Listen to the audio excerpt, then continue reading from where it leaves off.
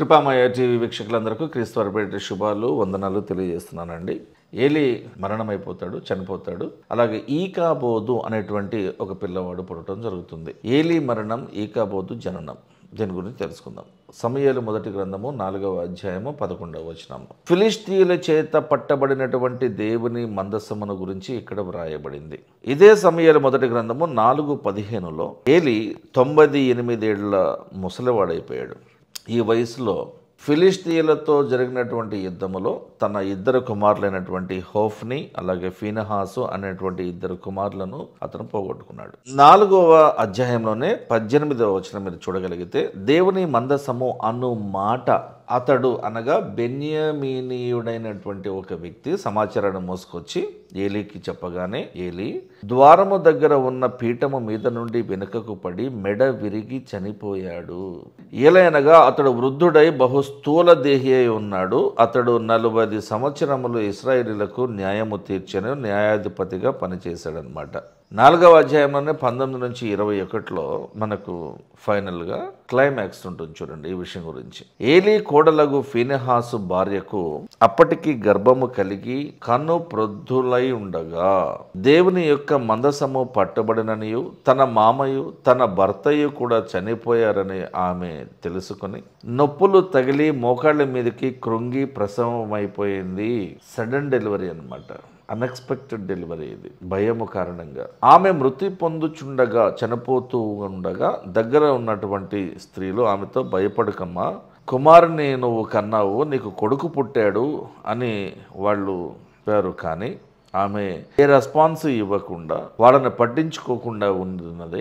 దేవుని మందసము పట్టబడినది అనే సంగతును ఆమె తెలుసుకుని తన మామ తన భర్త చనిపోయారనేటువంటి విషయాన్ని తెలుసుకుని ప్రభావము అనగా దేవుని యొక్క శక్తి, దేవుని యొక్క సన్నిధి ఇశ్రాయేలీయులలో నుండి వెళ్ళిపోయినని చెప్పి ఆమె తన బిడ్డకు ఫీనెహాసు భార్య తన కుమారునికి ఈకాబోదు అను పేరు పెట్టింది. ఈకాబోదు అనే మాటకి ఇక్కడ అర్థం ఏంటంటే దేవుని మహిమ ఇక్కడ, where is the glory of God అనే అర్థం వచ్చే విధంగా ఈ ఈకాబోదు అనేటువంటి పేరు ఉంటుంది. అంటే ఇశ్రాయేలీల మధ్య నుండి దేవుని యొక్క మహిమ తొలగిపోయింది, వెళ్ళిపోయింది. వాళ్ళు దేవుని మందసాన్ని ఫిలిష్తీయులు తీసుకుని వెళ్ళిపోయారు. ఏలీ చనిపోయాడు. ఏలీ ఇద్దరు కుమారులు చనిపోయారు. మరి ఏలీ రెండవ కుమారుని యొక్క భార్య కూడా చనిపోయింది. ఇక్కడ 4 మరణాలు మనకు కనిపిస్తూ ఉన్నాయి. ఆ పరిస్థితిలో పుట్టినవాడే ఈకాబోదు. మార్కు సువార్త 5వ అధ్యాయము 30వ వచనంలో మీకు ఒకసారి ఒక విషయాన్ని చెప్తాను. యేసు ప్రభు తనలో నుండి ప్రభావము బయలు వెళ్ళనని తనలో తాను గ్రహించెను. ఇంతకుముందు చదవబడినటువంటి 4:21లో కూడా మనకి ప్రభావము ఇశ్రాయేలీల మధ్య నుండి వెళ్ళిపోయింది అనే మాట ఉన్నది కదా. ఇక్కడ కూడా యేసు ప్రభు వారు మాట్లాడుతూ ప్రభావము నాలో నుండి వెళ్ళిపోయింది, ఆ పవర్ వెళ్ళిపోయింది. ఎవరో స్వస్థపరచబడినారు అనే విషయం మనకి తెలిసిపోయింది. ఆయనలో ఉన్న శక్తి బయటికి వెళ్ళిపోయింది. ఎవరో ఈయన యొక్క ప్రభావాన్ని పొందుకున్నారు, ఆయన యొక్క శక్తిని పొందుకున్నారు, ఆయన యొక్క మహిమను పొందుకున్నారు, ఆయన ద్వారా స్వస్థపరచబడినారు అని ఆయనకు తెలిసింది. కానీ ఆవిడ ఎవరో వెంటనే తెలియలేదు. కానీ కొన్ని సెకండ్స్ తర్వాత తెలిసిపోయింది.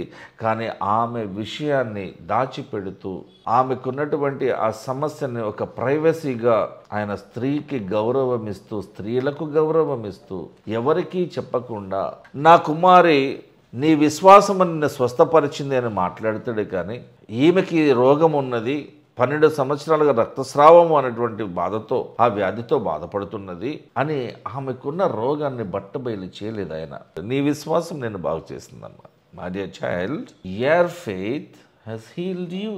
నువ్వు నా వస్త్రపు చెంగును అంటుకుంటే, ముట్టుకుంటే నువ్వు స్వస్థపరచబడతావు అనేటువంటి ఆ నమ్మకము, ఆ విశ్వాసము, ఆ విశ్వాసపు లోతుల్లో నువ్వు ఉన్నావు చూసావా, ఆ విశ్వాసమే నిన్ను కాపాడింది. ప్రభావము వెళ్ళిపోతే ఈరోజున కొన్ని వేల సంఘాలండి ప్రపంచంలో 34,000 క్రైస్తవ డినామినేషన్స్ ఉన్నాయి. ఇన్ని డినామినేషన్స్ అవసరమా అంటే అవసరం లేదు, కానీ ఉన్నాయి. ఇంకా కొత్త కొత్తవి వస్తాయి ముందు ముందు.